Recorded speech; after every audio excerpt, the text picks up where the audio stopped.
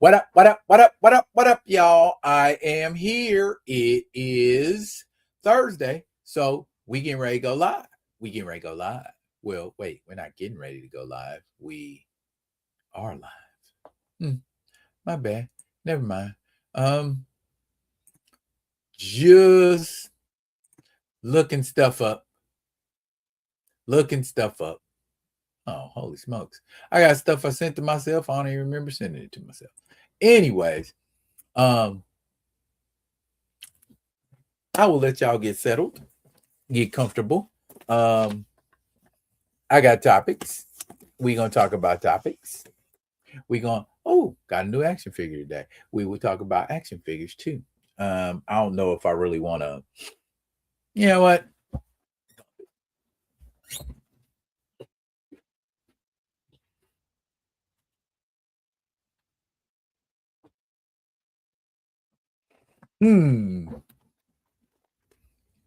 Triton is here to hang out with a brother for a little while. So I have 1, 2, 3, 4, 5 of the 7 Inhumans. I opted not to get the Black Bolt. I mean, even though it's a nice figure, I ain't hating, but I got a Black Bolt. So what the hell I'm gonna play that game for? Where I'm spending more money on action figures than I need to. You know what I'm saying? Is all out here for him. You know what I'm saying? So it is what it is, y'all. Oh.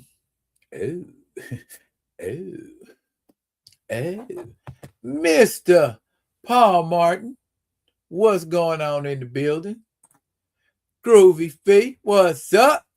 You in the building too? I see y'all up in here, and I see America, as Bernie Mac used to say, America, I see you too. So feel free. Well, let me do it like this. If you are new to the channel, ding, there's the official, you know what I'm saying, that there where you can. That's who it is. Me. Be real with D-Real. And we have a loose kind of level in here where we kind of hang out and talk, and we talk candidly. We're not trolling. So if you're new here and you're looking for a new place to troll, I got all kind of moderators. So don't do that. You won't get a chance to. So I mean, you might get one in, but then because we Johnny on the spot. We come here to commiserate, conversate, but not denigrate. You feel me? So if you come in and you got a beef, express yourself intelligently, eloquently, and respectfully. You know what I'm saying? Sometimes I ain't had no, I don't know why I'm bringing that up. But I ain't had no whole bunch of trolling lately, but I just feel like it garners mentioning. There. Onward and upward. And there is my man Ronnie J. Big Ronnie in the building. What's going on, sir? We chilling like villains out here. We're gonna be in and out like a robbery. I'm trying to keep this under 2 hours. Cause what I gotta say ain't gonna take no days and days worth of deep contemplation for me to, get my points across to y'all about specific topics. I am going to pull a couple of images off of the internet, and hopefully I'll get in trouble for that shit. Do.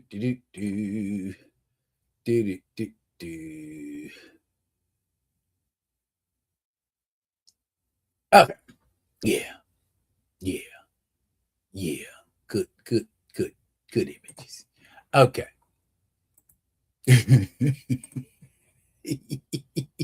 if you haven't been watching Primal, bruh, let me tell you, you are in for some kind of treat. I don't know what Jindy Tartakovsky was thinking, but I don't know. It's very, very weird. Okay. That's all I'm gonna say. It's a very the well, I'll get to it in a second. Y'all hear about it in a second. It's very strange indeed. But definitely different and weird. Okay, definitely different. And did I mention weird? I think I mentioned weird, but it's Primal. And if you F with Primal like I F with Primal, then this should be a treat for you tonight. Feel me? Feel me. Okay.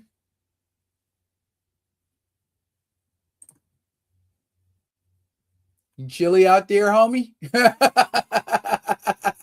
it's cold here, but it ain't like, oh my goodness, we got to get the hell out of it. It's get it. I think the worst of like the cold, as far as cold weather for us in Alaska, I think we've seen the worst. February could get a lot nastier. Anyway, oh, Mr. Martin, before I forget, congratulations. Well, congratulations for getting deeper into the playoffs than what we have seen the Chicago Bears get into the playoffs for, which basically is not at all. So congratulations on that. Your boy Caleb is definitely on to something if they don't do something crazy and be like, let's get rid of him. Because he look like he might be doing some things. Real talk. And I say that in all seriousness, not scathingly or sarcastically, just for real. I celebrate us,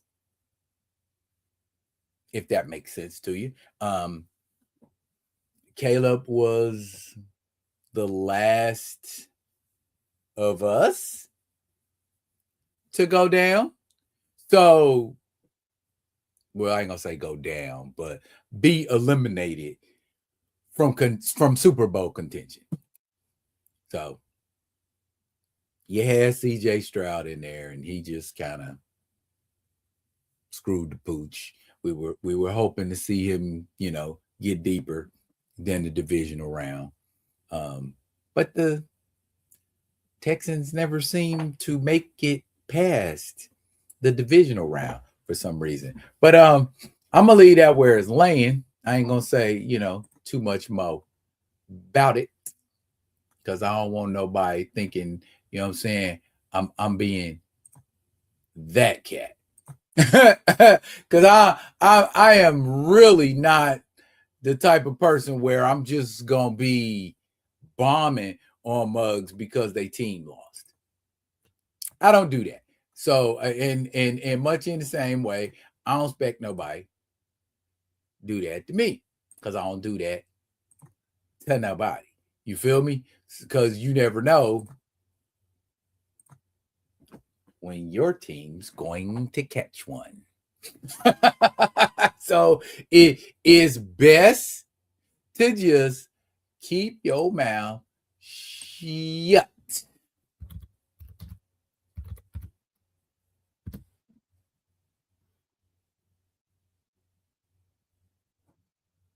Yeah, we gonna have this conversation since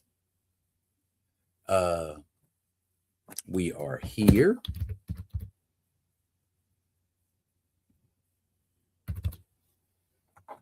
I don't know why I can't spell Shedeur.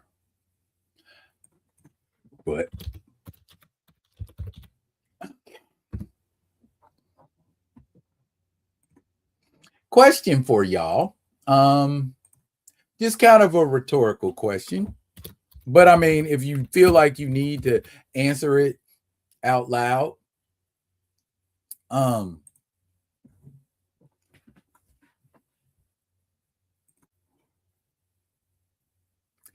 if a quarterback loses a game,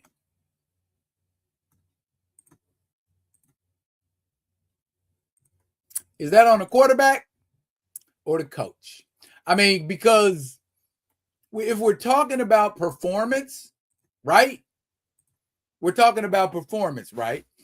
How a quarterback performed.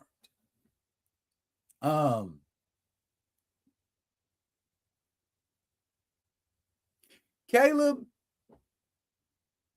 did a great job. I mean, and this ain't about Caleb, but I'm using his stats.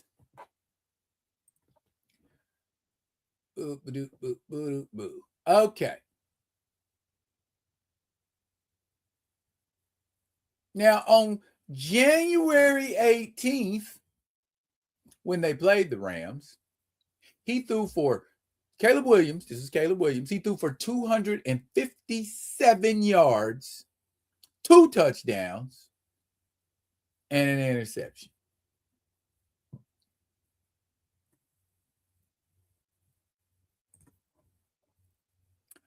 Are those bad stats? And bear in mind, that's an L. He did all that in an L. So, was it a number of factors that went on that caused the L? I mean, some hellified defense is what I saw in that game. Some hellified defense. Now, is it the quarterback's fault that the defense is good?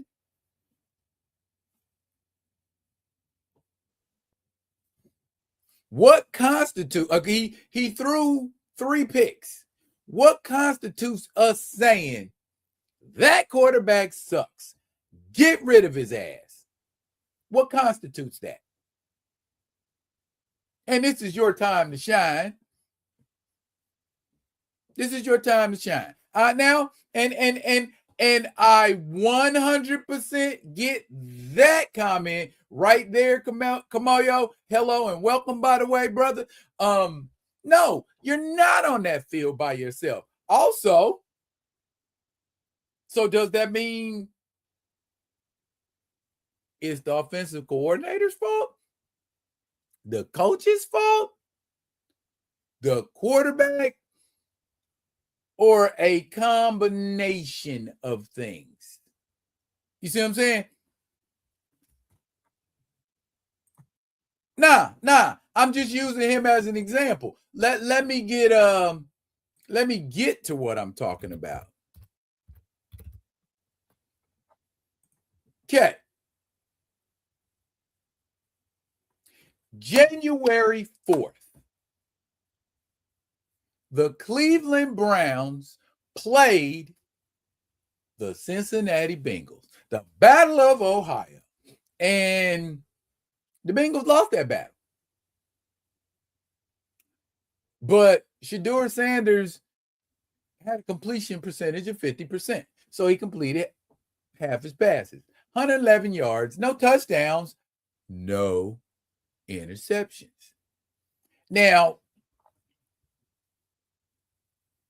my man took over a shipwreck. You know what I'm saying? And he took over a shipwreck, and they didn't even want him to take over. But he performed admirably. I feel like for the games that he was in, he had some L's, but he had some dubs too. You know what I'm saying?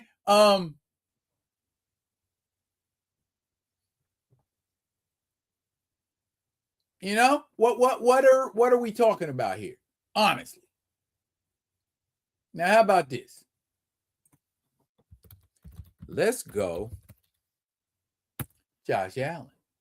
Okay. January 17th. Buffalo Bills played the Broncos.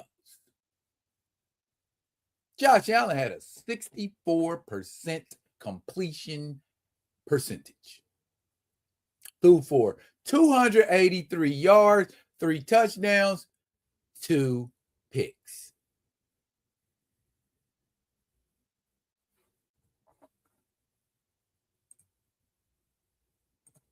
All right.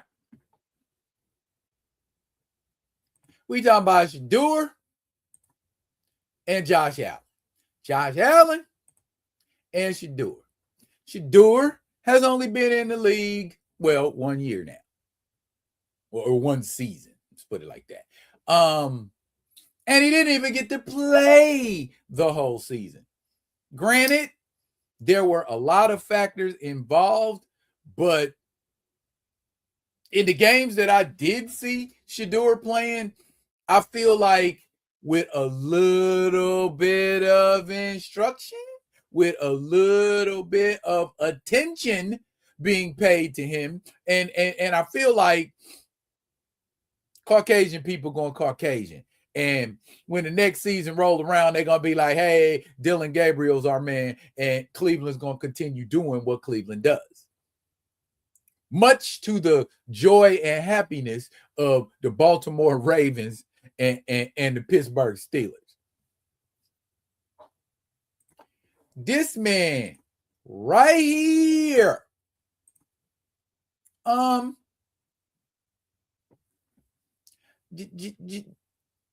Josh Allen came into the league in 2018, I believe it was.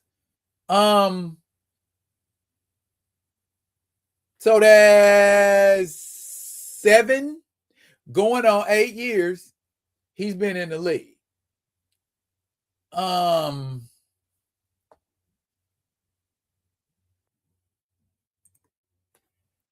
How many Super Bowls has Josh Allen been to? You ain't got to think about it. I do the heavy lifting for you.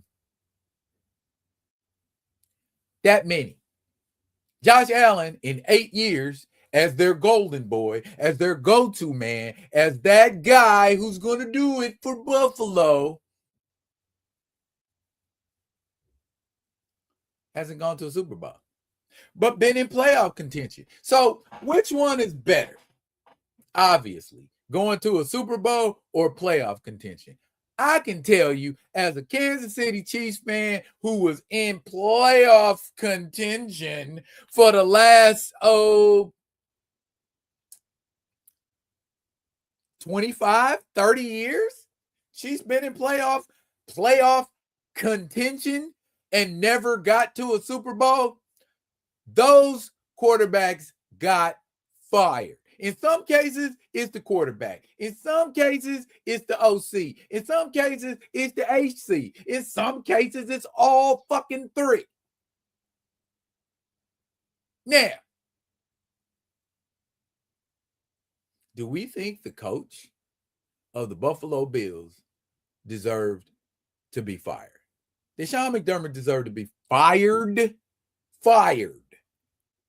I've been taking your team to the playoffs since what, 2018, 2019? But we ain't got to no Super Bowl. We done got to the AFC Championship and got edged out at the last minute.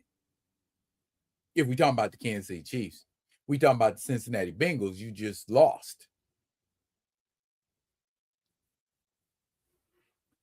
What's going on with that is my question. I mean, we know Stefanski for the Browns. They're like, you can get the hell out of here because you just a dork. You don't need to be there. And it was obvious to everybody in that organization that him and the Cleveland Browns was purposely shitting on Shedeur Sanders. The NFL purposely shitted on Shedeur Sanders. Okay. He did not deserve the draft position he got. He did not deserve to be third string over a lesser skilled rookie and an old ass veteran. I'll take anybody over the arrogant, slick talking black guy. That's the kind of country we living in now. Plain and simple. That's where we at. Now, my question to y'all and Rock With Me Nation, y'all feel free to jump in whenever you feel like jumping in. What makes people think they can do that to people's livelihoods and it just be all good? I'm not talking about Josh Allen. I'm talking about Shedeur. But yet somebody like Josh Allen, even though you performing and putting up numbers, but you ain't putting up the numbers that people want you to put up. Am I frozen right now? That's what I'm asking y'all sound. I want to know that y'all hearing me. If you're not hearing me, tell me you ain't hearing me or seeing me or whatever it is. And I'm about to do something right here. See if this will fix the problem. Because I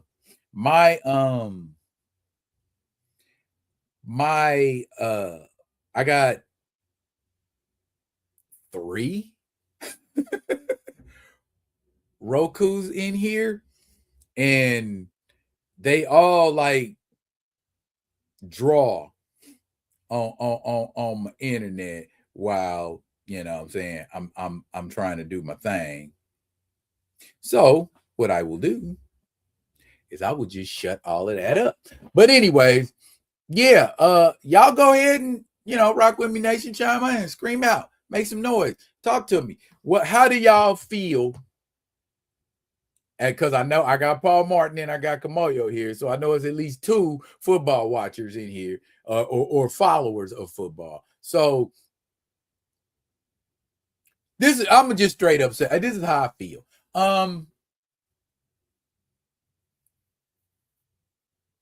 I wouldn't have fired Sean McDermott, but I would definitely be looking for another quarterback. I know that's not a popular opinion, especially not a popular opinion with Buffalo Bills fans. Hey, Maggie, what's up? But after a while, Trent Green was a great quarterback, but he wasn't the one to take us to the promised land. You see what I'm saying? Alex Smith was a meh quarterback, but we still managed to get to the playoffs with him. So I understand that it is a team effort. We win, lose, or draw together. I understand that. But doesn't your quarterback, he's the field commander, don't the field commander got to have some tricks of his own at some point? Don't the field commander got to be able to show I'm that cat and I can do it? But my point is, they keep making excuses for Josh Allen. They keep saying, oh, Josh Allen, because the same argument could be presented for Lamar Jackson.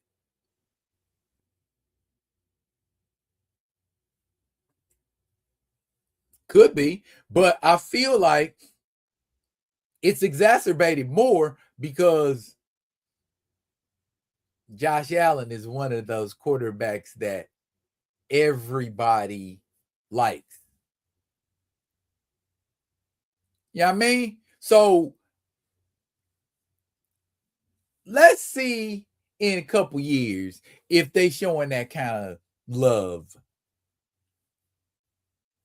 to Shador. They showing it to Lamar. Lamar's producing during the season, sorta was, until he started getting injured. But ain't nobody talking about getting rid of Lamar, are they?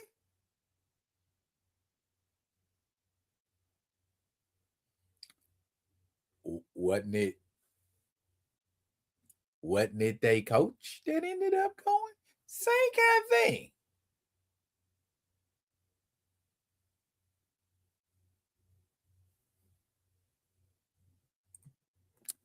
We know bigotry works both ways, says Camoyo. They elevate Allen and trash Sanders because of racism. But after a while, the fan, because what I can see, from what I can see, the fans ain't tired yet. The fans of the Buffalo Bills, Camoyo, they ain't tired yet. They're perfectly fine with losing in the playoffs. I would get sick of it, especially given that specific team's history. Late 80s, early 90s, the Buffalo Bills was steamrolling everybody. Machine Gun Kelly, killing it. They have the distinction of being the only team in the NFL to go to a Super Bowl. Not once, not twice, not 3 times, but 4 times in a row.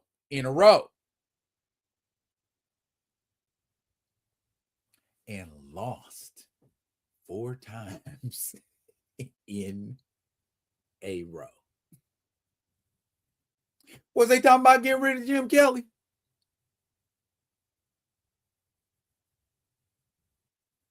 Or was it Levy they wasn't happy with?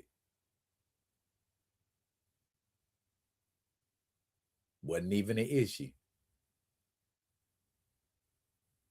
It wasn't even an issue. Go back and look. I don't have to. I know I was there. And I know a lot of y'all was there too. But that's what happened. And I say all of that to say this man should not get all of the flack that he's getting. And this man should not get all of the love that he's getting.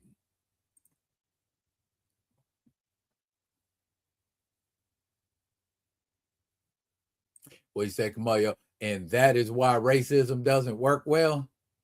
You suffer for you. Yes. Yeah. Hate consumes everything around it, including the hater. Paul Martin says, Josh Allen, the NFL version of James Harden, or is that Justin Herbert? Nah, it's Josh Allen because how many times has Justin Herbert been in playoff games? That's a metric that people on the outside look at. That's a metric that people who are determining how many of their millions they're going to spend next year that they look at. I was recently watching a documentary about the Tampa Bay Buccaneers. It's actually a good documentary. You should check it out. You get a chance. When that family came in and bought the Tampa Bay Buccaneers, they only had one goal in mind. Well, actually 2 goals. They wanted to change the reputation of the Tampa Bay Buccaneers, and they wanted to win a Super Bowl. Tampa Bay Buccaneers have won 2 Super Bowls. And they haven't even been in existence as long as the Buffalo Bills.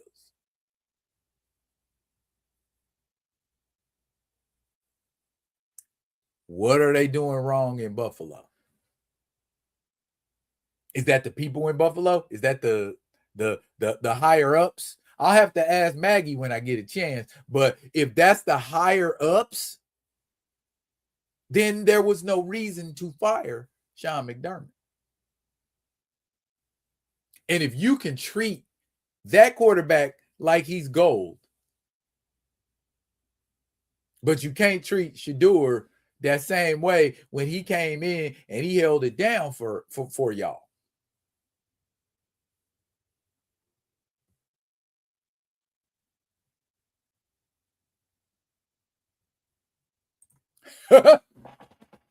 They talk about this in the documentary. They talk about this very thing in that documentary, Paul. Bucks were my original favorite team when I first got into football.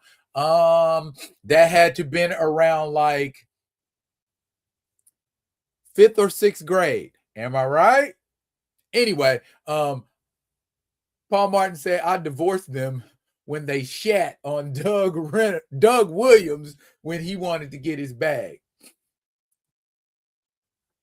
Remember that shit like it was yesterday. We ain't having no quarterbacks in the NFL. And everybody knew. Everybody knew. Grambling? Coach Eddie? We knew Doug could ball out. Didn't give him that chance though, till he got over to Washington. Then they was kicking themselves in the ass. You got to put a supporting cast around your team. Josh Allen didn't have a supporting cast around him.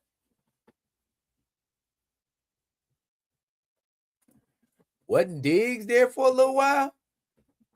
Ain't James Cook a dog? He fumbles a lot, but James Cook is a solid running back. Knox? Josh Allen got a supporting cast, and Josh Allen got an O-line. Why doesn't Josh Allen have a ring? Is it because of Josh Allen? Is it because of Sean McDermott? Or is it because of the higher ups in Buffalo?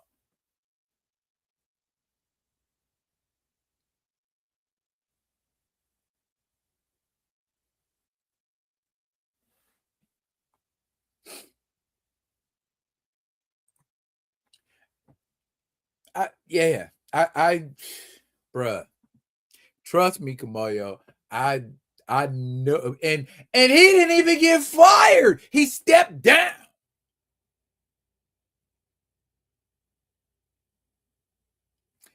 He got him a Super Bowl. What folks in Pittsburgh bitching about? Because they want some more. I get it. Okay, fine, cool. But you can't say what went down because of Mike Tom. And that's just facts, man. Period. I probably shouldn't say this on my page, but there is a lot of that, the R word, going on in the NFL, and it's getting harder and harder and harder for them to hide it. Trust me, one day it's going to blow up, and we need another league is what we need. We need another league that's us. Because can you imagine what the NFL would be like with no African American players in the NFL? Be boring as hell to watch. Christian McCaffrey probably run for 3,000 yards.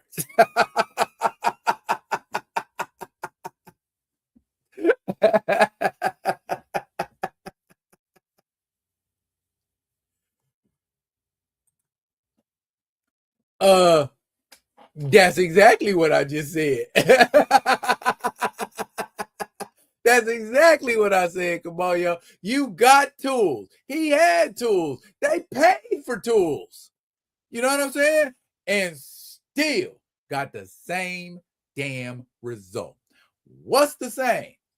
So what, you flip a coin, say it's got to be McDermott or Allen. Oh, we ain't getting rid of Allen. Fuck that. And fire McDermott.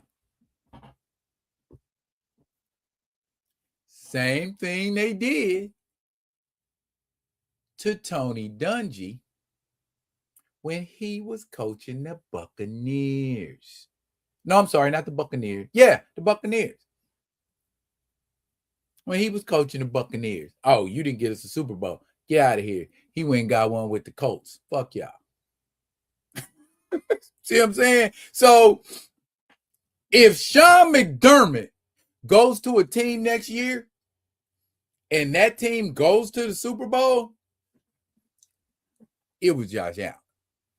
And they just don't want to wrap their brain around the fact that they golden boy is Pyrite. Look up Pyrite. I'm gonna let that one marinate until you look up Pyrite. But bottom line, it's like the 49ers offense now. Hey, for the 49ers to have that decimated piecemeal ass offense and still make it to the playoffs, better not fire that coach. Bet not fire that coach. You know what I'm saying?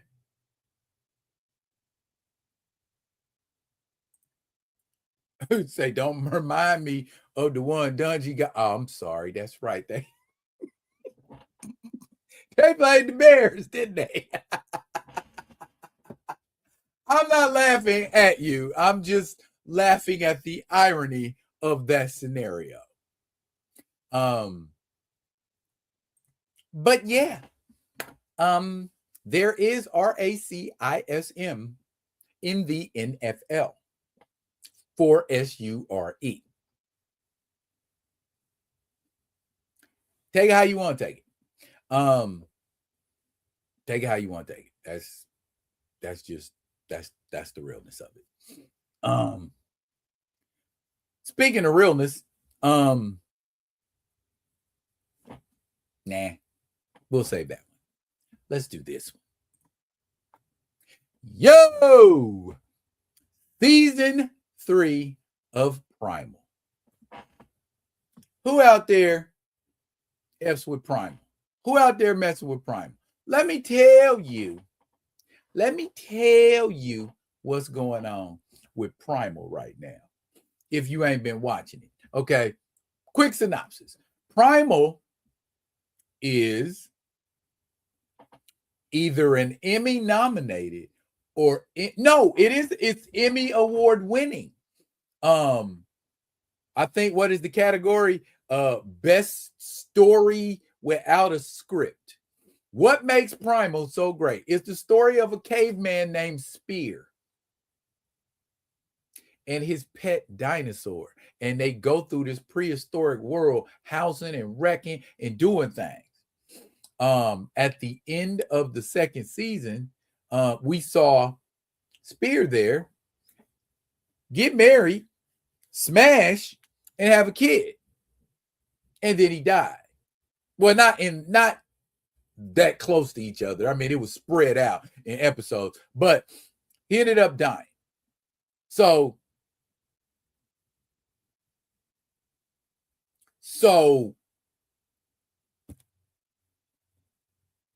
how the F is Spear standing there for season 3? Easy. Spear is now a zombie. Yeah.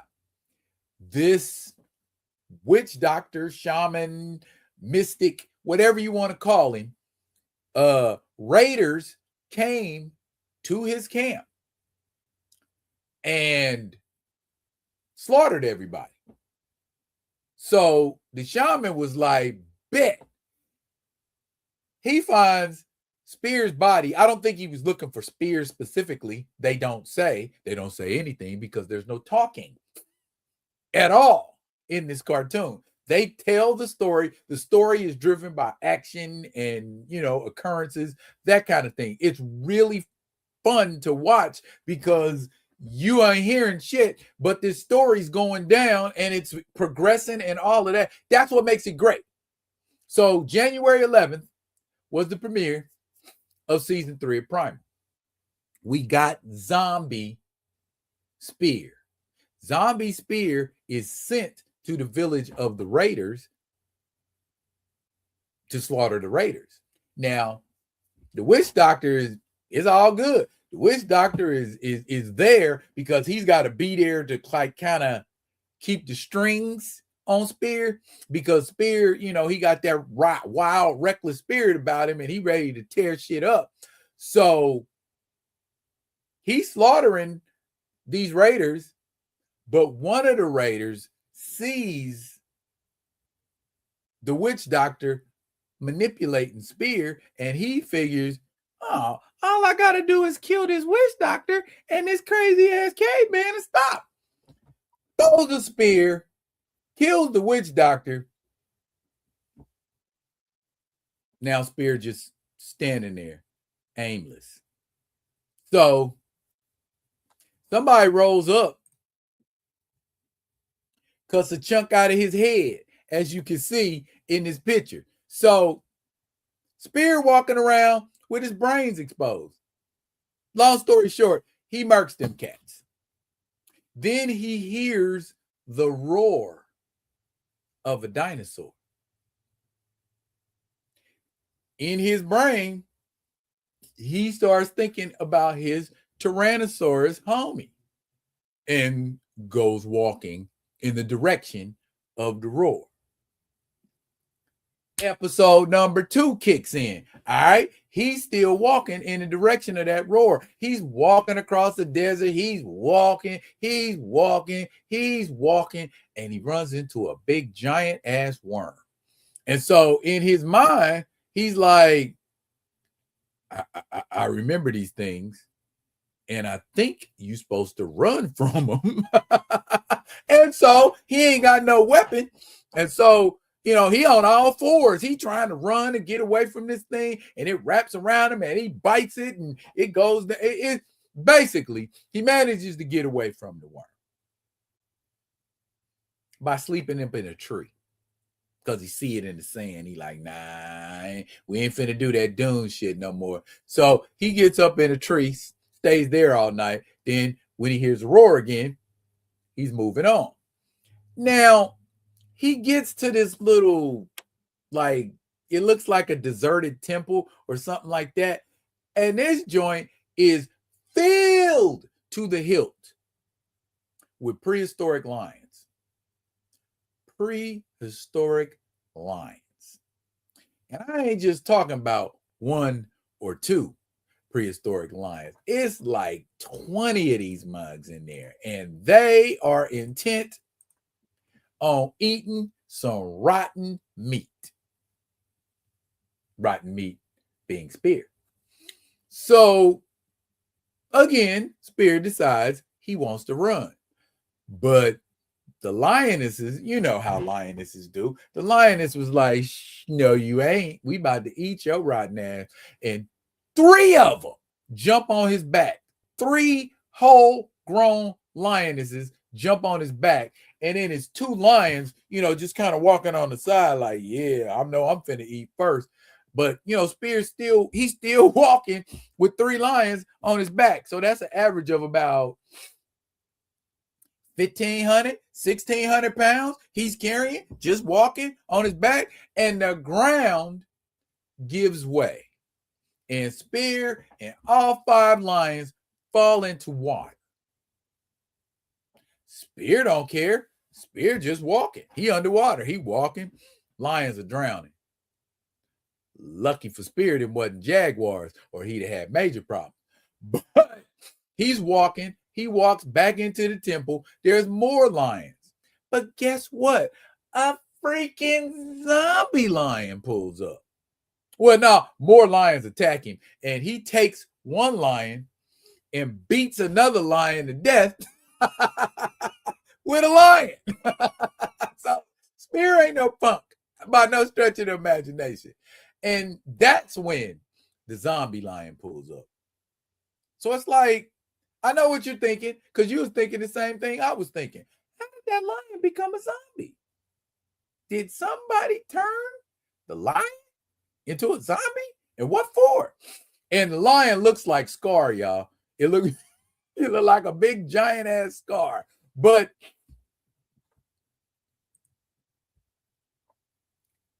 Spear's doing shit like that to lions. And that big lion grabbed him and shook him and threw him around a little bit and threw him into a spear. So, long story short, Spear beats the zombie lion. Spear is a corpse. And so Spear is slowly decomposing, and he's getting into things that are ripping and tearing his skin. When he was getting chased by the giant worm, he fell into like a prehistoric briar patch. You know what I'm saying? And it's just all kind of thorns everywhere, and the thorns are like that big, and he's moving, trying to get through it, and every move he makes is scratching him. Oh, did I mention that there is graphic ass violence in this cartoon? Yeah, they don't spare nothing. If you watching Primal, you are watching that. And when I tell you he beat a lion to death with another lion, that means both of them died. And he just like, just by the back leg, and just beat to death. Primal is a very good show. It's a very good watch. It's a very good follow. I know I talked about Primal for a little while, and I recommended Primal to you guys. So dig in. I might do a video about Primal season 3. Who knows? But y'all, you missing out. If you ain't watching, if you like gore, if you like folks and creatures being unalived in the most gruesome ways imaginable, Primal is your ticket. You want to watch it. Hey, Grand Madam, how you doing, hon? Good to see you. Glad you could make it tonight. Glad y'all all could make it tonight. Even the people that don't want to say nothing in the comments. I'm glad you made it. Thank you for pulling up tonight. You, like I've said before, you could have been anywhere else, but instead you chose to be here with your man's in there. So that is not something that I take lightly. Not something I take lightly at all. Now, y'all, I want to talk some Black Panther talk, y'all. We're going to talk some Black Panther talk. Excuse me.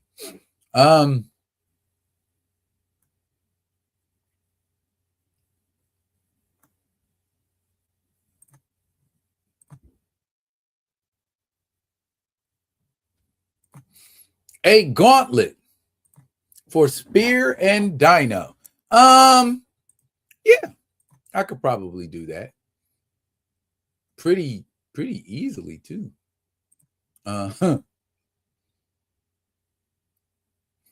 Now, back to this Black Panther stuff.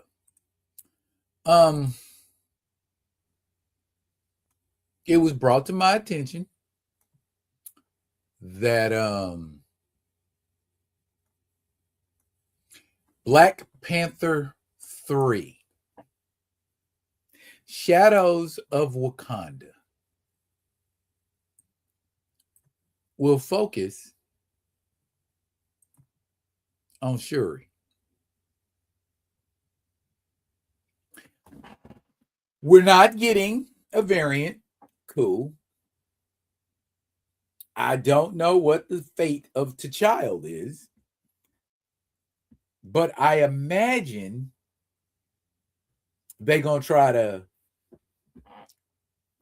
move everything forward so Youngblood can inherit the mantle.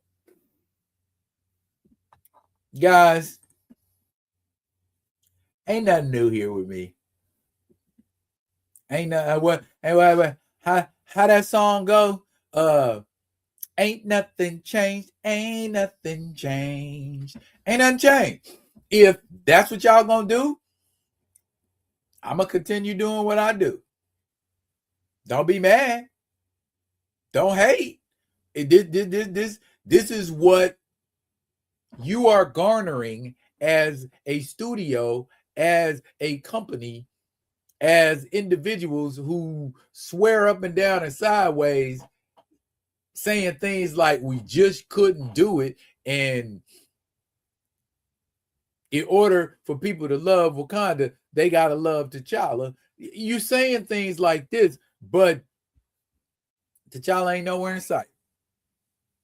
You have storylines that are integral, but don't have T'Challa in them. Case in point, fighting Namor. That's beef between him and Namor. Not his sister, but the theater, I'm not the theater, the studio wants you to believe this is the way this story is supposed to go down. And tell your story. I don't care how you tell your story.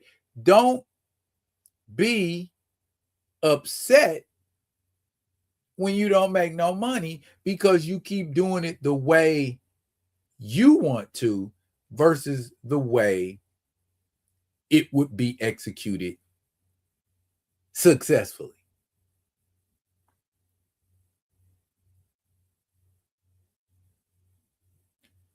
Now,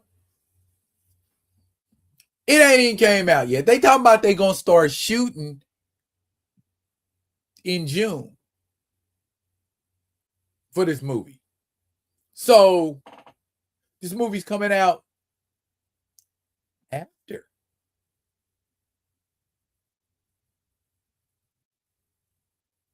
Doomsday. After Doomsday. It will probably fall between Doomsday and Secret Wars. That ain't a good place to be. It's almost like the mythos of the Black Panther has absolutely nothing to do with the overall MCU. Does it seem that way? It's like, okay, we just over here in our own little universe. Wakanda is Wakanda, and ain't nobody else gonna be in Wakanda unless Wakanda's getting invaded, which is probably gonna happen again. I mean, you know what? It chaps my hide to even talk about it. Yeah, that's the question I'm asking, Grand Madam. Another Shuri movie? When we gonna get the Gria?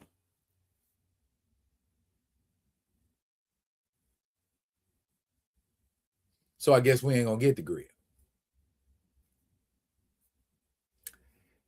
Missed a perfect opportunity if that's the case. Paul Martin say they could have had it in the MCU that T'Challa is a Nexus being. He exists in multiple realities. They could have did that. You're right. They could have. They could have did a lot of things that they said they just couldn't do. Mario says Shadows of Wakanda is the plot of Wakanda Forever. I doubt the validity of the reporting on it since they are rebooting everything.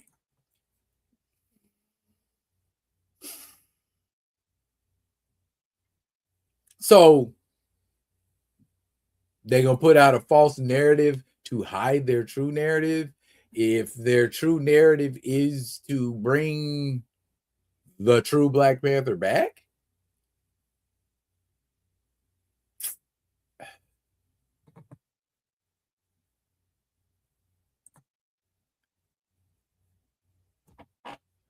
you're getting variant Black Panther in Doomsday. Wakanda falls in Doomsday. So what movie are they even making?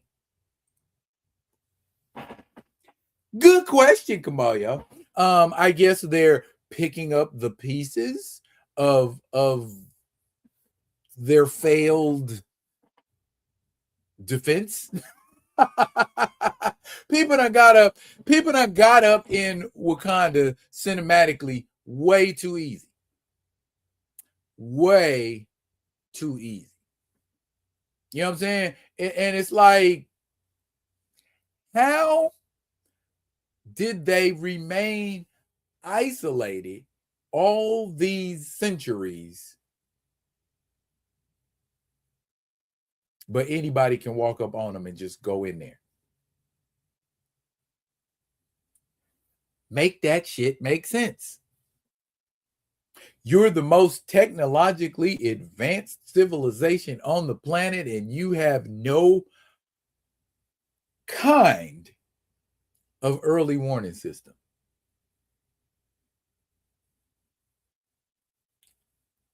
Really? Mugs on drums? Boom, titty, boom, titty, boom, titty, boom. Really?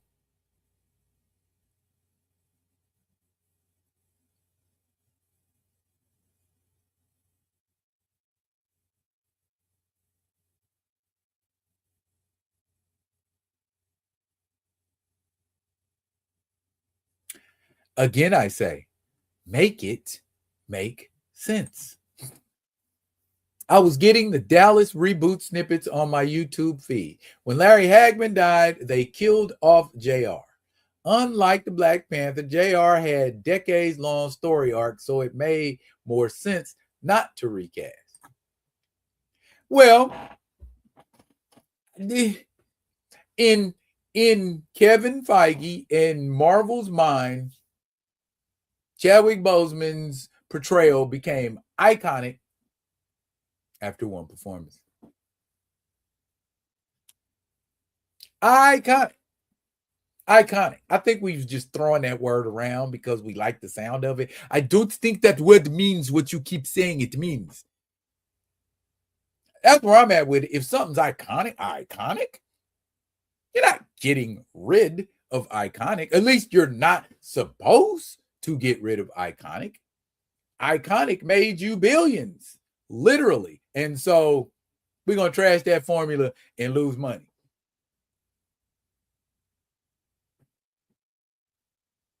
Got it. Got it. I understand. I understand. If that's what y'all want to do, by all means, y'all go ahead and do that. They did it with Infinity War and Endgame. They are shoehorning it in like they did the first cap. Bruh. You know what? I don't even know why I'm making a big deal out of it, because I'm not spending no money on it. You know what I'm saying? Y'all aren't getting none of my marbles. None. Not none. And I hope they can understand why. A lot of stuff going on in this country that, to me, doesn't even begin to make sense. But this is how we doing our movies now. Paul Martin said, didn't you or Theo add up T'Challa's total screen time? Yeah. About, I think it was about 50, no, not even that much, about 40, not even 45 minutes.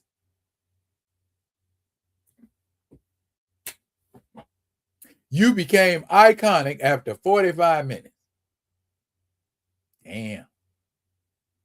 Oh, we'll give you that shine if it means we get to get rid of your ass forever.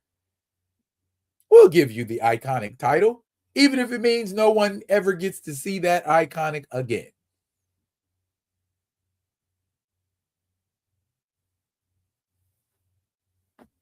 Yes, Kamoyo, I agree. Racism is expensive.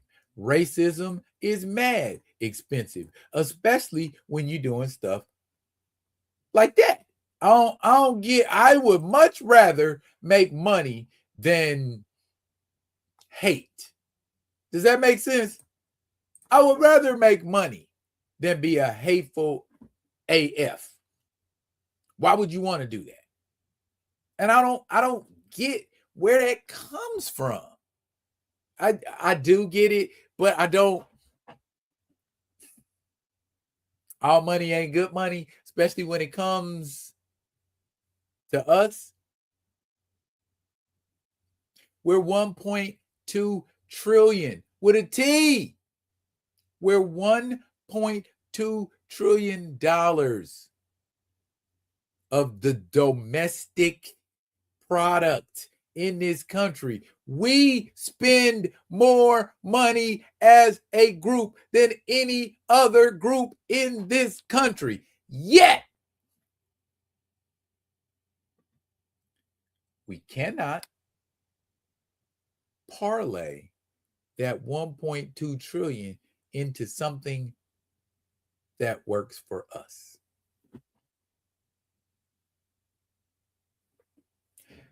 How many black superhero movies 1.2 trillion get you?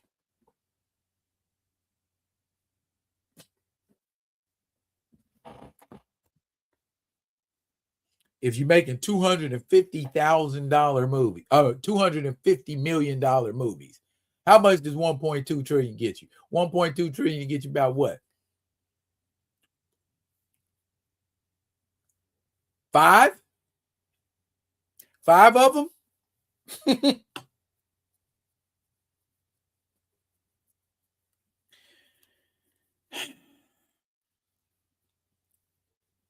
I can't blame that on a Caucasian man. We got to shoulder some of that. Because, and I don't say we like we who are in this chat right now. I say we collectively. We are too busy with foolish stuff. You could be putting that 1.2 trillion to work. If I make $500 and I save 50,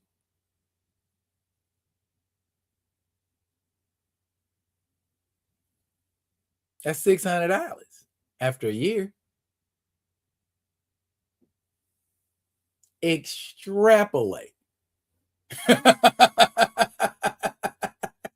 You can do it. You can do it. I mean, because bottom line, that's what it's going to boil down to, especially given the current political climate that we are existing in currently. That's what you're going to have to do. It's going to be some Tulsa, Oklahoma, Rosewood, Florida type shit. You're going to have to create it yourself. It's going to have to be FUBU. That's the only way you're going to get what you want.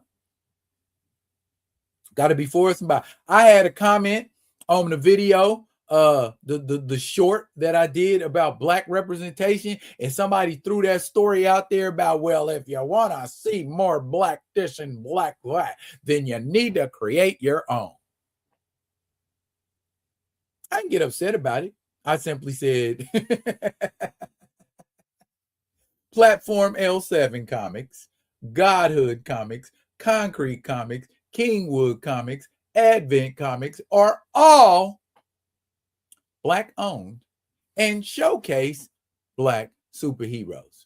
It's out there. The problem is getting people to get off of the Marvel and DC titties and go and F with independents in a large way. Then on top of that, independents, because of their financial situations, are not able to release monthly or bi-monthly stuff, for that matter, on a consistent regular basis as a Marvel, a DC, or Image, or even a Mad Cave or Dynamite. You know what I'm saying? So again comes that 1.2 trillion. This is why people like Kingwood and Godhood and Concrete do Kickstarters. They shoot me messages all the time. Contribute, give this, do that, help us. How many of us actually help them? I mean, it's your money. You could do what you want to do with it. But we are able to loke up and come together for bullshit, but we can't loke up and come together for some stuff that's going to give us notoriety and paper. What is that?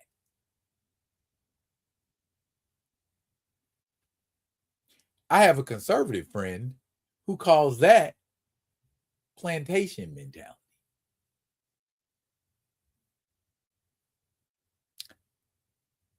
Is that really what it is? That's a scary thought if that's what it is. Is there reluctance to use the Black Panther, Blade, Cage, Night Thrasher, Blue Marvel due to them not being sidekicks elevated to mantle or race swapped characters? Paul Martin, that is a very on point observation, because of all of those superheroes of color you named, only one of them been on the screen, on the silver screen. Do you think that's coincidental or incidental? Or maybe incidental is not the word I'm looking for. Purposeful. We purposefully do not want any original Black characters in the Marvel universe as their own flagship character. We gave you Wakanda, so be happy with that.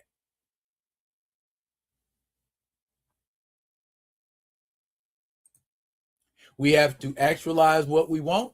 I agree. We got to deprogram our mindset. I vehemently agree with that. There is a system in place to keep things as they are in spite of fantastic productivity. Yes and no.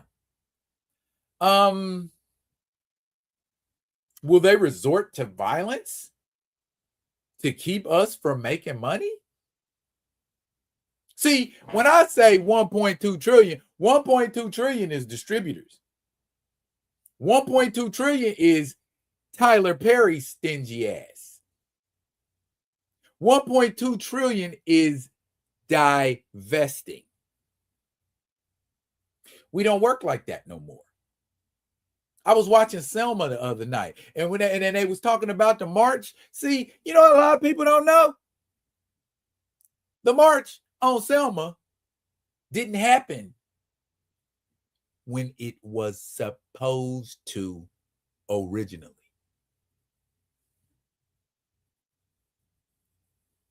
It went down in history. It was historic, but not for the reasons we think. You see what I'm saying? If we got up off of our ass like we used to get up off our ass back in the 60s, and I know I know y'all keep hearing this and you tired of hearing it. Yeah, it's like it's become antagonistic. Is that a good way to put it? Antagonistic. Not in the MCU, Paul Martin. There has not been a Blade movie in the MCU. Oh, there's a crap ton of black characters. You got Ironheart, you got War Machine, you got Falcon. You know what I'm saying? There's plenty of characters of Wonder Man. You got plenty of characters of color in the MCU, but how many of them have a movie? How many of them have a 3-story arc like the Caucasian characters got?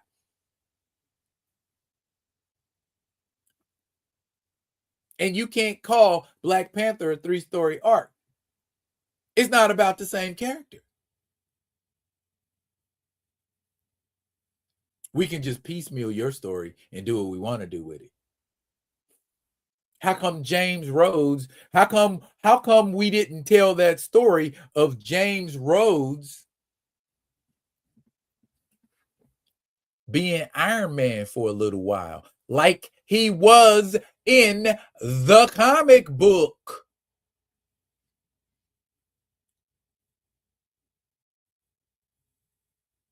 Oh, that would have took shine away from our boy. No, it wouldn't have. You know why it wouldn't have took shine away from your boy? Because he'd have been given the greatest opportunity in cinematic history to be Tony Stark in the Demon in a Bottle storyline. And we all know Robert Downey Jr. know how to do drunk.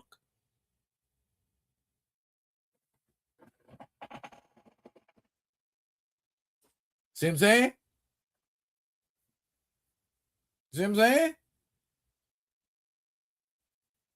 But tell me that wouldn't have been a cooler story for Iron Man 2.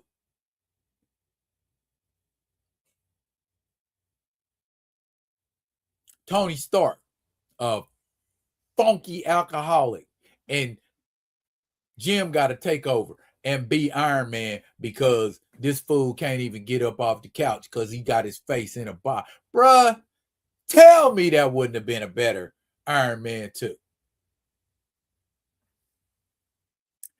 Missed your opportunity. All because you don't want to consult nobody. They would delete us for less than 1.2 trillion. Maybe.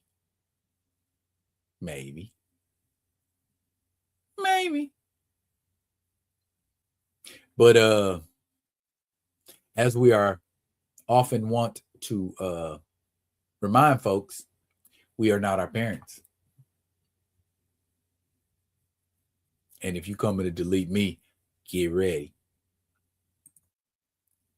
No disrespect to Fishburne, but just because Pym was older, Bill Foster didn't have to be. Could have been in early 40s. I guess, but he still wouldn't have got no shine because them movies was all about Paul Rudd, period, point blank. You don't get no shine if your name ain't on the marquee. Period. And that's what movies have always been. And it's what Chadwick Boseman was trying to tell people that they didn't get, don't get, and apparently still don't get. There doesn't have to be one of us on the screen at a time. Why do we keep kowtowing and bowing to that fucking mentality? It's irritating. Why can't you be in a movie at the same time he's in a movie and he's in a movie and all the movies is about superheroes and y'all all just happen to be black? We know why. We know why. We know why. But it doesn't have to be that way. You know what I'm saying? It's just like Kamoyo said earlier. We gotta deprogram the mindset. There's too many trains of thought in our community for us to effectively work together. Shoot, you ever been in a thread and there ain't nothing, I mean nothing, but adult black men in that thread, and they are taking turns ripping into each other, disrespecting each other, breaking each other down, talking shit to each other. Why do you not go in the threads of them white boys and talk like that? Excuse me, Caucasians. Why do you not go in Caucasian threads and talk like that? I'm not saying nobody here, but y'all done been in the cesspool that is Twitter. Y'all done been, and a lot of us are on FB, and you done been in them conversations. Ain't nothing but brothers. Brothers talking bad about brothers.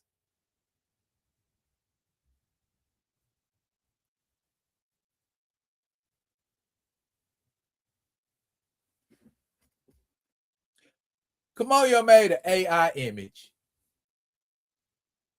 of the Black Panther holding a sign, said recast now. Somebody took that, altered it, and the sign said get a life. You know what my response was? Yeah, you do need to. That's all you got to do. And of course, us doing us talking shit about us breaking us down. Morons like that fool are the reason we can't get what we want. Black men attacking black men is why we can't get what we want. We too busy bickering and bitching and arguing at each other. They looking at us like, what they need a movie for? They can't even agree on what they want the movie to be about.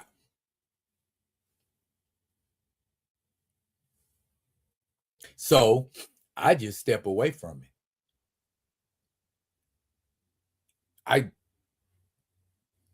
I cannot fight an entire planet. I cannot fight an entire country. I can't even fight an entire freaking state. How are we supposed to do that? When you can't even get people who look like each other and appreciate a character to 100% agree on a course of action and move forward united.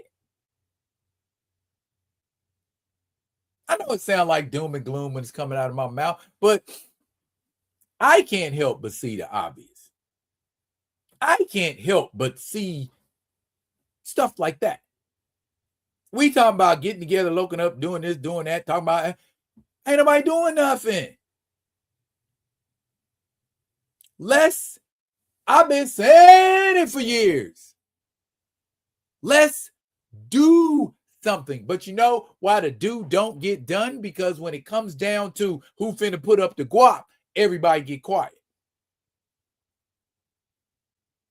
When it's time to map out a financial plan, it's, well, the way my savings is set up, I gotta save. That's what it boiled down to.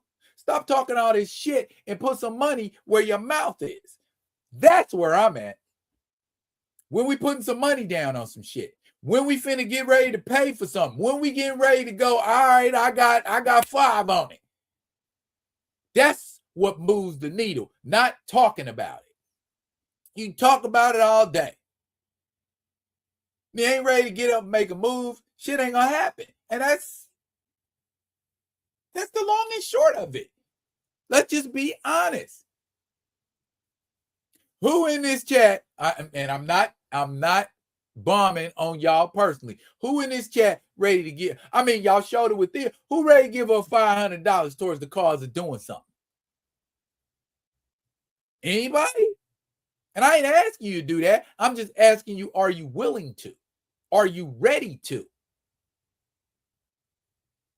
Otherwise, we can't talk about what we're going to get done, because at the end of the day, it's about money. And it ain't even got to be nobody coming out of their pocket. Anybody setting up a Kickstarter? Anybody setting up a Patreon?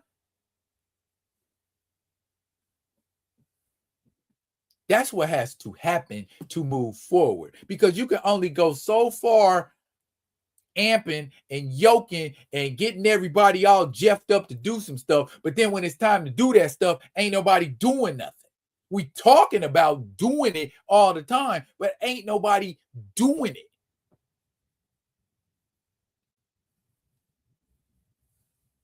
Until we do, that is what's going to continue to happen. Shadows of Wakanda, Wakanda for never, eyeballs on Wakanda, nuts on Wakanda, horse shit on. That's what's going to keep happening until we put some funds behind it. That's what's going to keep happening. And I ain't saying it to be mean, and I ain't saying it to be it's facts is some cold, hard stuff. Truth is some cold, hard stuff. Sit down. Let's talk. What you want to do? How you want to do it? How you want to go about it? If you keep saying, I want to do something long enough, it's not going to fall out the sky. You got to make it happen. And most of the time, 99.99% of the time, it requires capital. Money, not talk. And like I said, that ain't got to be out your pocket. You could pool resources. Just saying. I've done it many times. It works. Trust me. It works. It really does. But off of the doom and gloom, onto some shit that we legit want to do. Now, and this is a great segue. Perfect segue.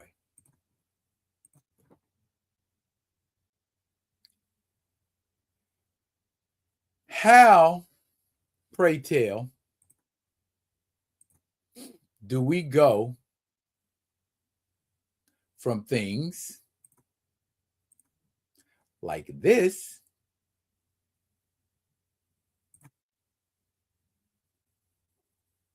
to things like this? I like, and don't let me just say on a personal note, I like the way this is going down. And I said so on X. I am so overjoyed to see us, the Rock With Me Nation, going viral and making the internet lose their shit. We have people, our circle, who can make shit happen. Let's make it happen. That's where I'm at. Let's get this paper. I mean, all this stuff we putting out, man, let's do something with it. Let's make it happen. At the House Customs, I'm ready to see that shit make some paper. We got enough heads behind it. We got enough brain power. We got enough drive. Let's do something. I know it was a little while back. We had plans on creating something of our own, and even went so far as to have an off-air meeting and kind of discuss how we wanted to go about it, but it never really got off the ground. I want to get that off the ground. Period. I see too much skill. I see too much talent. I see too much potential. I see too much drive for us to just be like, I don't want to do nothing with this. You don't? You are aware that potentially what we're doing now is very much the same way a cat named Bobby Valor got started.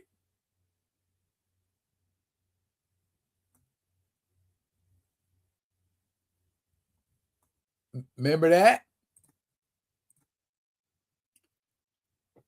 Remember that?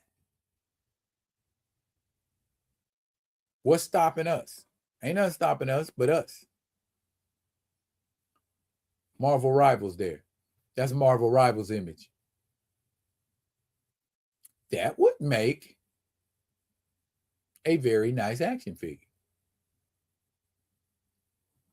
What we got to do to get this IP or whatever we're going to call it or make it cracking.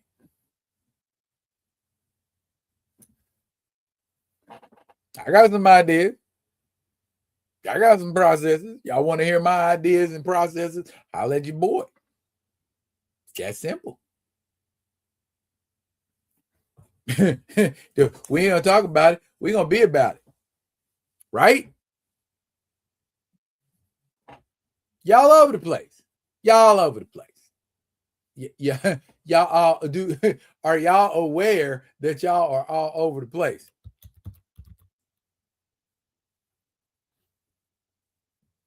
No.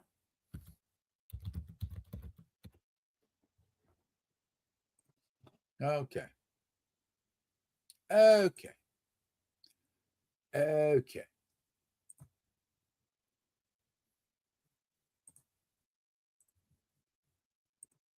I'm coming. I'm coming. Hang on a second. I'm coming. I'm coming. God.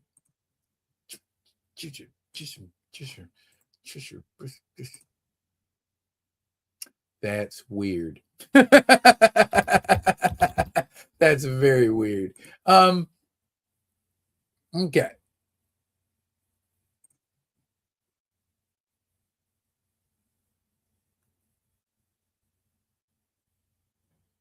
Oh, let's talk to you. I would be more hyped with Jeffrey Wright playing a motion captured live action Uatu than a black Simon Williams. And here's the thing about that, Paul Martin. Uatu is an alien.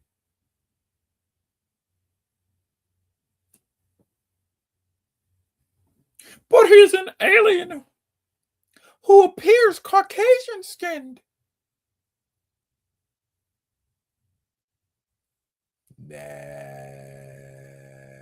Are we going to change him completely in the comic book? Because if we make him black in the comic book, what people going to have to say? Didn't nobody say shit when Nick Fury turned black. Matter of fact, accepted it joyfully. Mm-hmm. We always underrate us. Sometime.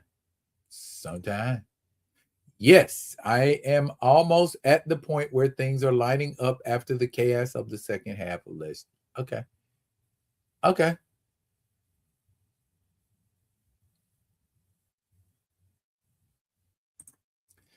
I need till March, April to be ready to move on a printer.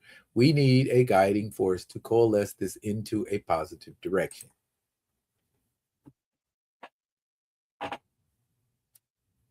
Put me in, coach. Put me in, coach. I've done this before more than once, more than twice, more than 3 times. Trust me, it can be done. And it can be done actually with a minimum of fuss or muss. So, yeah, just the usual channels. Get at me. You know what I'm saying? And yeah, ideas I don't want to throw out on air, but yeah, it can 100 effing percent be done. Things that make you go, Remember that? Remember when Arsenio used to do that?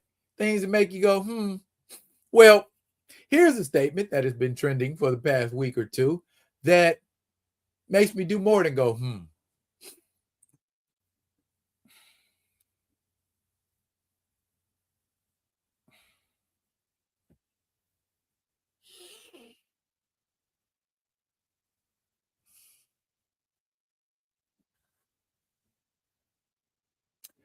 For those of you that do not know,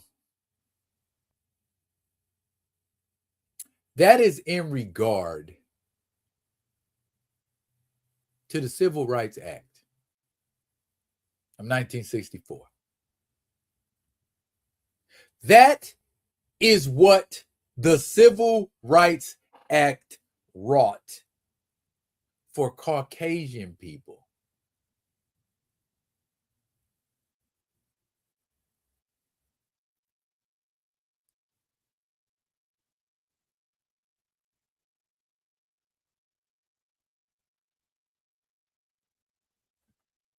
Oh, you talking about me? I don't know. I don't know. I would strive to be worthy if you did. So many, multiple things wrong with that statement. Okay. You're saying, as an insecure Caucasian man, that in 1964 and after, white people were very badly treated, where they did extremely well. Wait a minute. When did they stop doing extremely well? I just got done watching The Wolf of Wall Street. White people ain't doing extremely well still. Y'all, I know that's right, Paul Martin. He said, child, please. Y'all, that right there is a prime example of propaganda and brainwashing, because that's exactly what the fuck it is. When have Caucasian people in this country ever been treated badly in the 20th century, 21st century? When? Oh, wait. I get it, the Great Depression, but that shit was bad for everybody. When? When the hell have white people been treated badly? White men, when have y'all been treated badly in this country to the point where you felt like there was nothing that could be done about it? Can you name that particular era or incident that occurred, or series of incidents that occurred that led you to believe that fucking statement holds water? You believe that? If you do, I got 3-4 bridges for sale. And they were not invited to go into a university or college.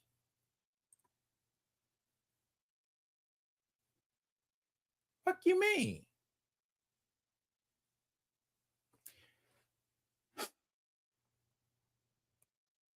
But you know what? Just like y'all are writhing and twisting in your chairs right now, there are just as many people right now going, yeah, I'm treated very unfairly. I remember.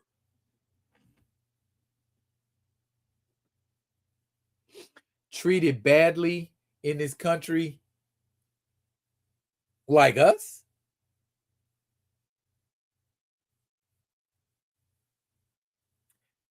Y'all, and I'm talking about this, y'all, get insanely angry when a mug bring up reparations. Guess what I heard a Caucasian lady talking about? An EEOC officer. If you are a white man and you feel you are being treated badly at your job, you might be eligible for reparations. Why would you use that word? Why would you not say compensation? Reparations. They're trying to eliminate any ground you have to stand on. Black fatigue. I'm tired of black people. That's not what black fatigue means, dumbass. It's not what it means. Black fatigue is black people being fatigued, not white people being fatigued with black people. What you got to be fatigued about? What you been putting up with? Let's just go the past 65 years. What have you been putting up with? I'll wait. But I know it ain't no Caucasian people watching me, so I don't have to wait that long. Bam, what you got, Paul Martin? He said, I hate to use fiction to illustrate a point, but lower middle class whites like the bunkers on All in the Family and the Connors from Roseanne being homeowners was not sci-fi. Well, I counter that simply by saying that shit wasn't exclusively white people. And this is why people don't understand. Okay, you should be more focused on class than race. I'm not saying don't be focused on race, but I'm saying you should be focused more on class than race because you might get more backup than what you would get just by race alone. I don't expect them to come around and understand about our specific struggles and plights. But let's just be honest. Poor recognize poor. Broke recognize broke. Penniless recognize penniless. There are working class Caucasian people just like there are working class black people. Most of us grew up in a poor / lower middle class family.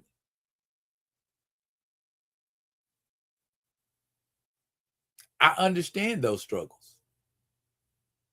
And I went to what they called a magnet school in high school. That means there were people bused all over the city to Lincoln College Preparatory Academy in Kansas City, Missouri. That included African Americans, Caucasians, Asians, Hispanic, all that. I think I went to school with everybody. It wasn't like it was a whole bunch, but I went to school with everybody. And now, when I went home, there's a percentage of my school that is now Pacific Islanders. Let me tell you what all them people got in common.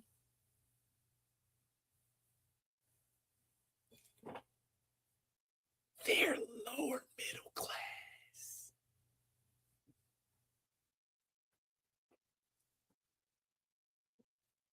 Class ain't no color. And I think That is the thing that keeps us separated. There are factions of lower class white people who think they're better than black people, i.e., your Archie Bunkers, your Roseanne Connors, your Connor family, because there wasn't a whole lot of melanin on that show, which is why I didn't tune in too often.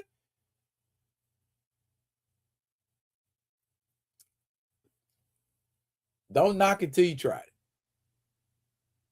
You get more united. You get done more united than you can divided. And if we choose to be divided on everything, guess who wins? The 1%. Because they ain't tripping on who's black and who's white and who's ain't tripping on how much money you got. What's your portfolio look like? How much did you pull down last year after taxes? They ain't concerned about what color they are. I mean, they are to a certain degree, and there's only so far you can climb on that ladder. But the fact of the matter is, you can get on that ladder.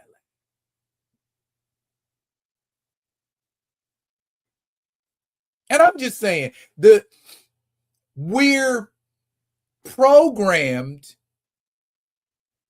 to dislike, to distrust one another. We choose to live separately in a lot of cities. We choose to integrate in others. I don't know what it's like in Baltimore, but this side of me, Caucasian neighbor. This side of me, Caucasian neighbor. Across the street, Thailanders. Up the block, 2 houses, black people. Over on that end, 2 houses up, Hispanic. And then on the end of the block, Pacific Islanders. All within walking distance. Nobody's lynching nobody. Nobody's calling nobody N-words. Nobody's doing any of that.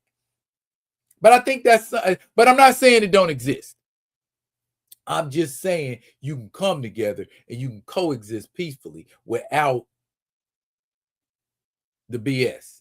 Because quote unquote, where I stay is the hood, is what they call it. Oh, Mountain View? You live in Mountain. When I tell people I live in Mountain View, you live in Mountain View.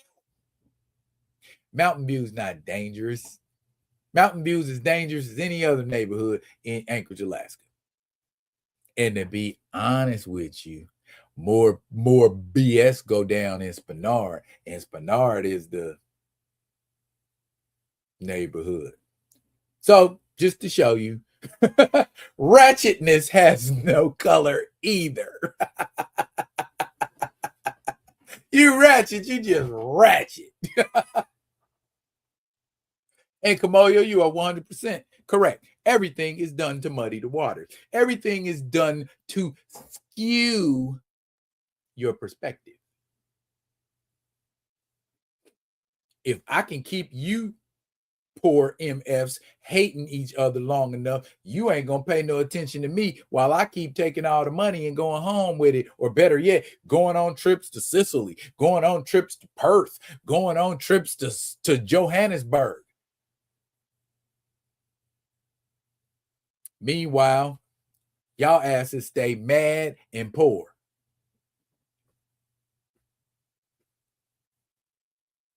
I ain't gonna be the one to convince them.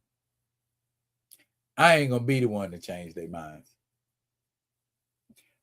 But I can make you aware of a dynamic that exists, because it seems like nobody is aware of that. What do you say, Paul Martin? he got funny stories. He said, I once worked with an Italian American cat who once mentioned the man. I looked at him like, WTF. He said, I ain't shit. I was in my early 20s at the time.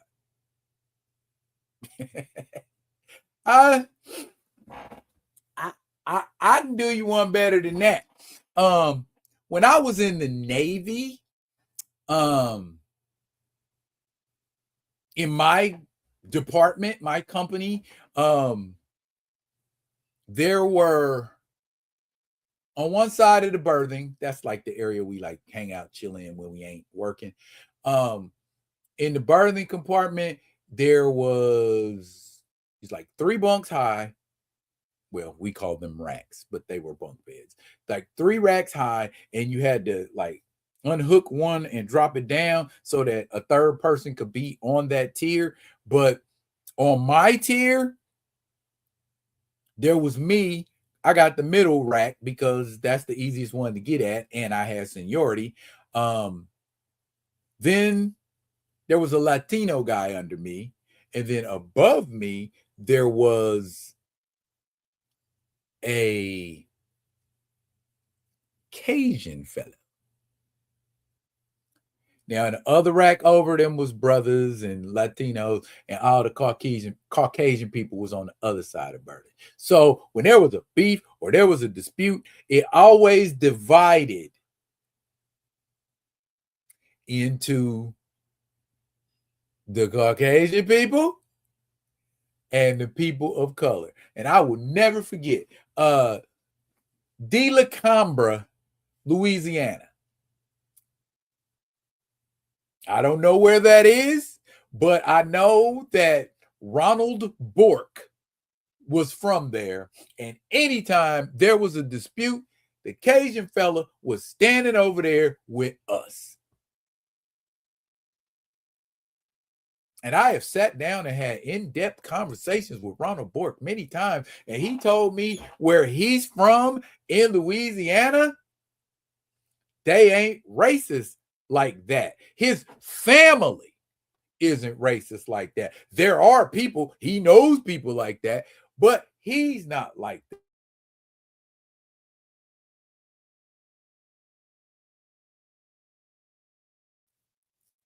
Oh, all Caucasian people do have the potential to be racist, but all Caucasian people are not. I've ran into a gang of Caucasian people that were, and I'm not telling y'all to switch whatever you're doing because you probably think I'm crazy. I ain't, yeah, but your life might be a lot more, I don't know, different if you was ready to absorb a certain kind of perspective. I guess that's where I'm at with that.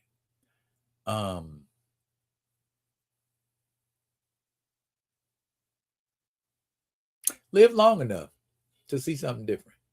Live long enough to see something different.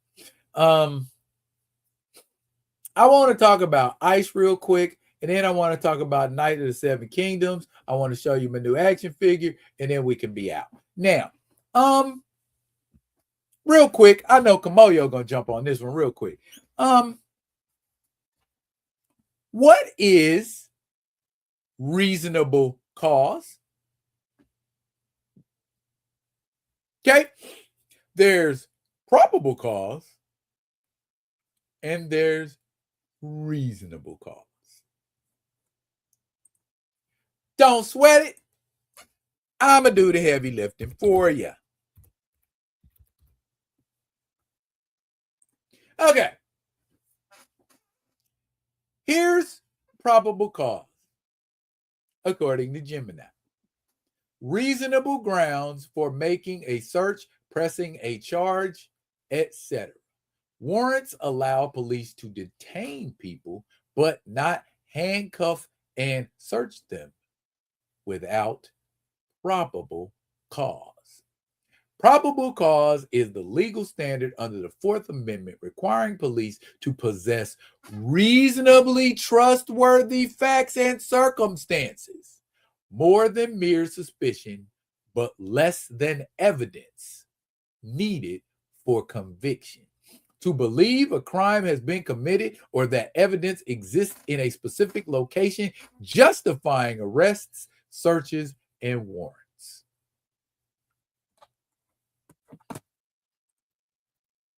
Did y'all pick that up? That's probable cause. Probable cause gives me the right as a law enforcement officer to detain you if I suspect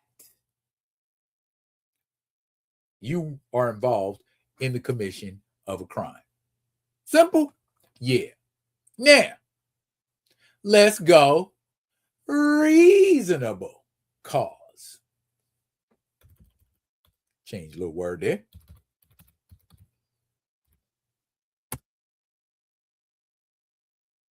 Okay. Reasonable cause is a legal standard based on the ordinary business care and prudence principle, requiring sufficient objective evidence to justify a belief or action, often used to avoid penalties. It implies that a reasonable person, considering all facts and circumstances, would reach the same conclusion or act similarly. Let me read that again. Reasonable cause is the legal standard based on the ordinary business care and prudence principle, requiring sufficient objective evidence to justify a belief or action, often used to avoid penalties. Guess what, y'all? Which one of those do you think ICE is using? That Pam Bondi has said, this is how this is supposed to go down. How Christy Nome said, this is how this is supposed to go down. ICE is doing what they do under the pretense of reasonable cause. They're not profiling.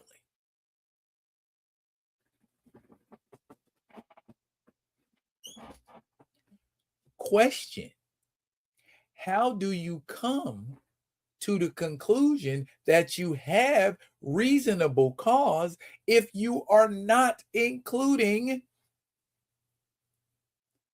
a visual component?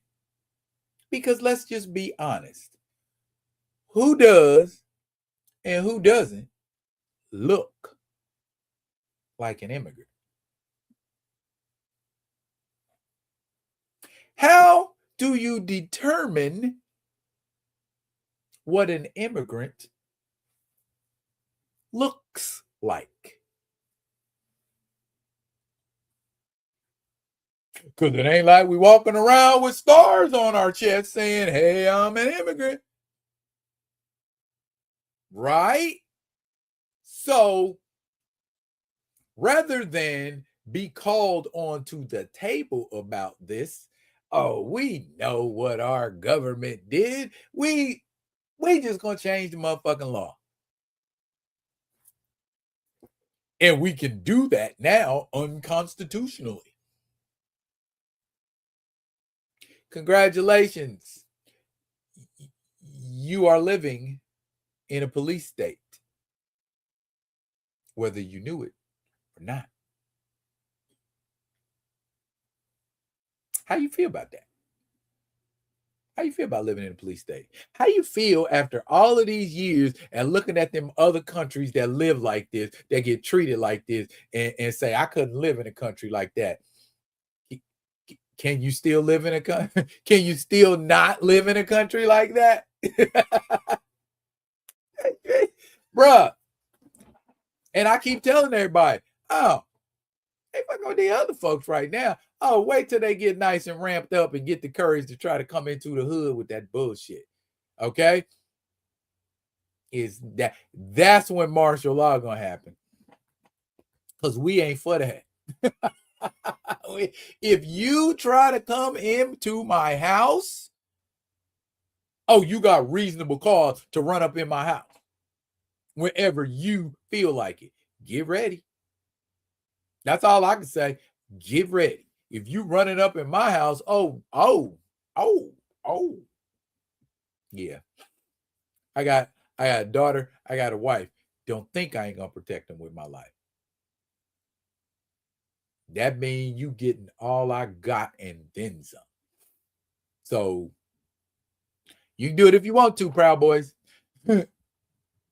Paul Martin say overstepping their reach, not supposed to be doing cop type stuff like pulling over citizens out of their job description.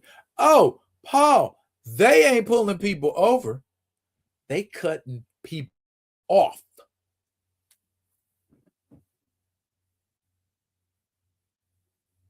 They cutting people off in traffic. They ain't pulling nobody over. They getting in front of you.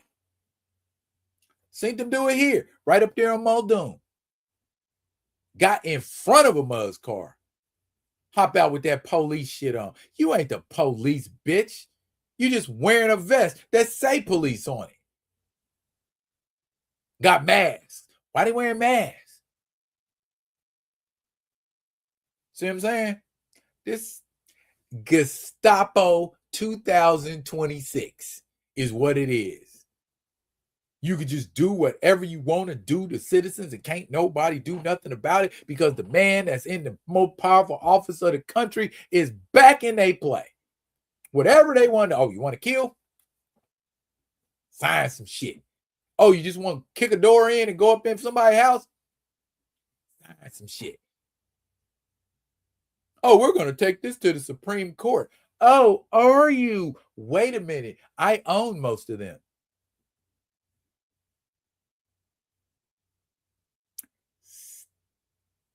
Still want to live in this country?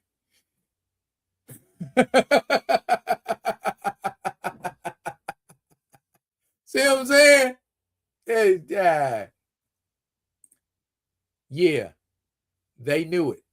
They know exactly what they doing and don't give a rat's patootie. I'ma do what I want to do whenever I want to do it, the way I want to do it, and you ain't got nothing to say about it. F freedom, F liberty, all of that. You gets no love. All right. You say you knew it after his first term? Yeah, knew it was gonna be horrible. Paul Martin said, I'm gonna need one of these punk ass bitch journalists asking why 47 is making Miss Good out to be Satan's daughter, but wished Ghislaine Maxwell well. Hey, they ain't gonna ask. They ain't gonna ask.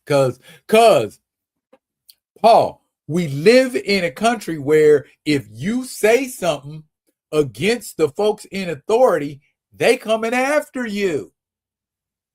Was you in the live when I gave a description of what cult behavior looks like?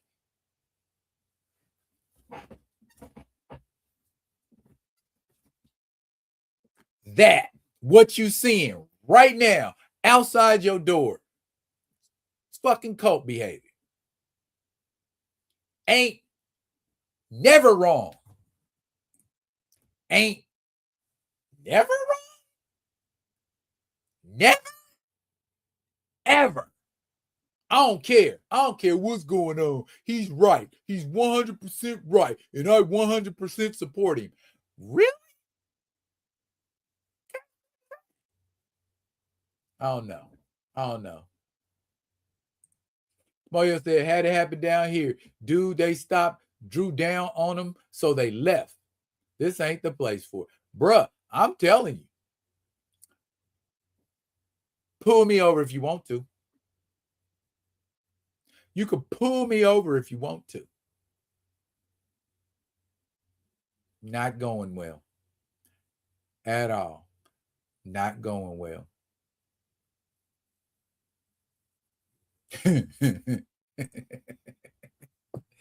This all the more reason, y'all.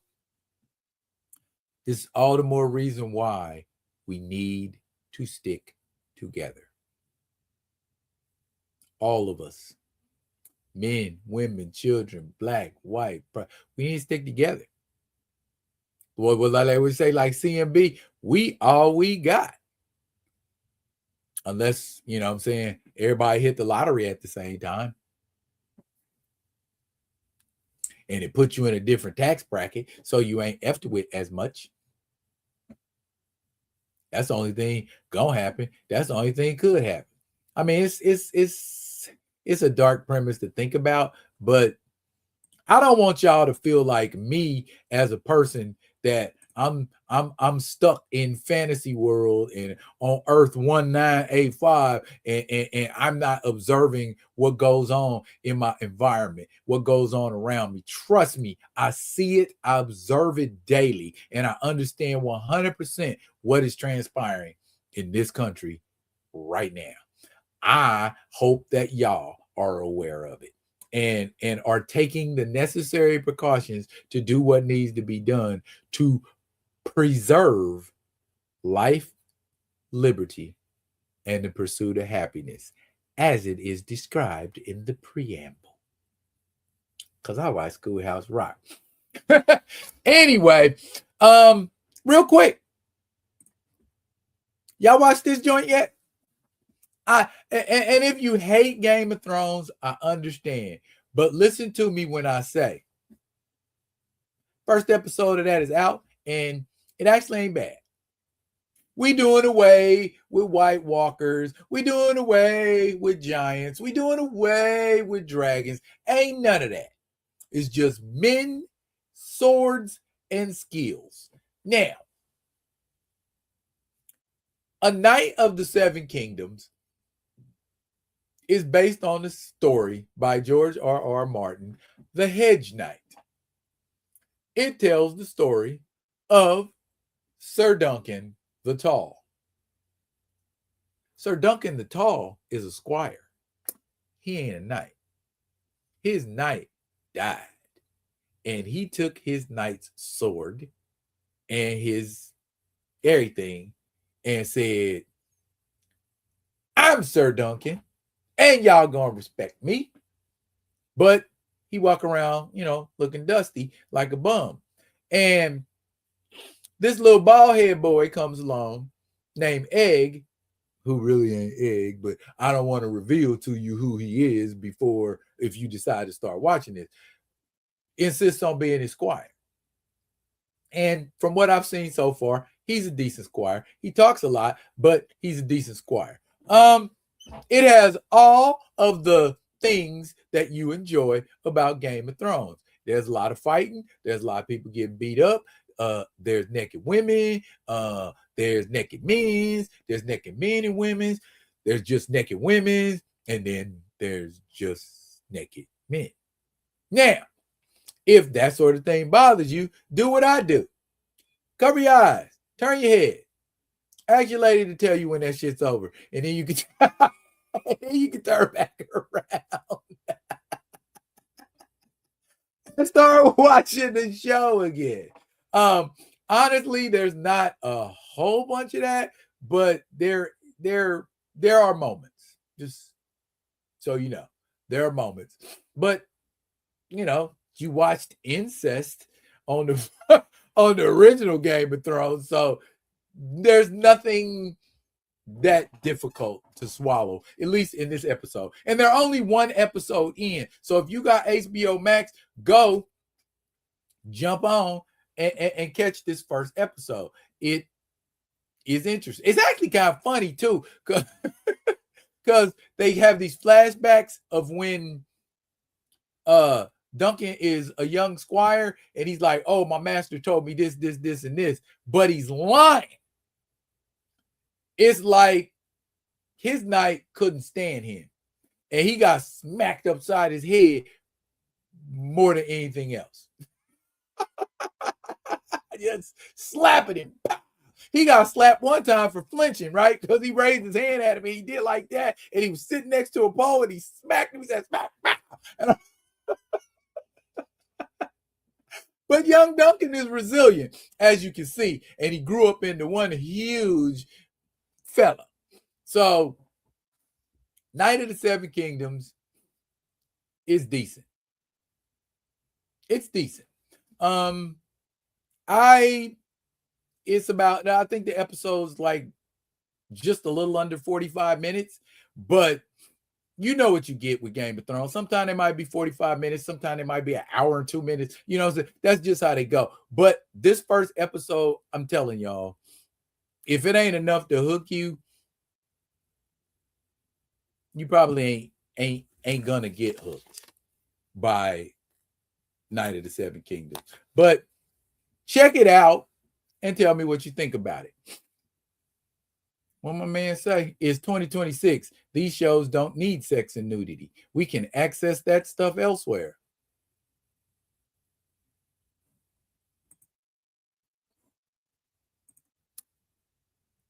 Okay.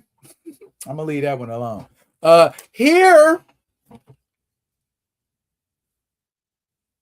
is my Triton action figure that just arrived today.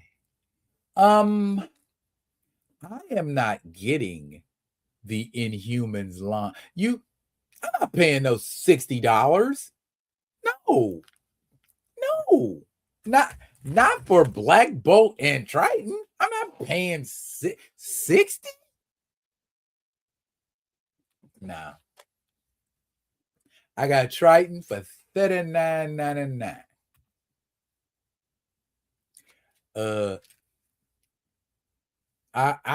Unless you really need that new Black Bolt in your life, and I'm just saying, I don't see nothing wrong with the original Black Bolt. I'm cool with the Black Bolt I got. Me and Mr. Ray Smith are cool with the Black Bolt that we have. I don't need to spend money on a new Black Bolt. I told y'all last week. But anyway, it's a nice looking figure. This is a first. We have not had a Triton action figure, I do not believe. So this is the first of its kind. So this is why I went on ahead and copped this. He must be extra transformed in this one. And here's go. Kind of looks like Death Adder. Remember Death Adder in the Serpent Society? It's kind of got that Death Adder look to it. Ooh. I got a Death Adder kit I need to put together. He's got swim hands. See his swim hands. And other than that, standard Marvel Legend. Got that bend factor on it. Look at that bend. Triton can get low, get low, get low, get low. If you need to.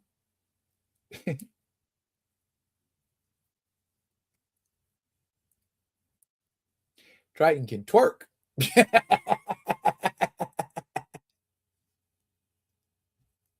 But that is your Marvel Legends Triton. Got a Savage Dragon thing going on there. Yep. So yeah, 208.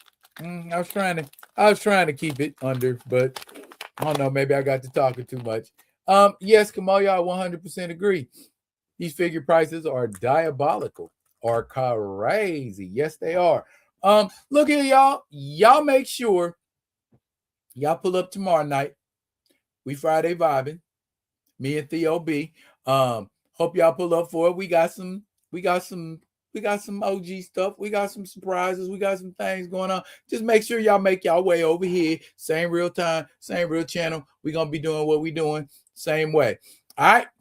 That is it for now. I thank you, Kamoyo King, Paul Martin, Grand Madam Taro, Ronnie, Groovy, and the rest of the Rock With Me Nation gang. I will be coming at you with another one of them other ones. And until I do, y'all be good and be good to each other. Your man is sideways.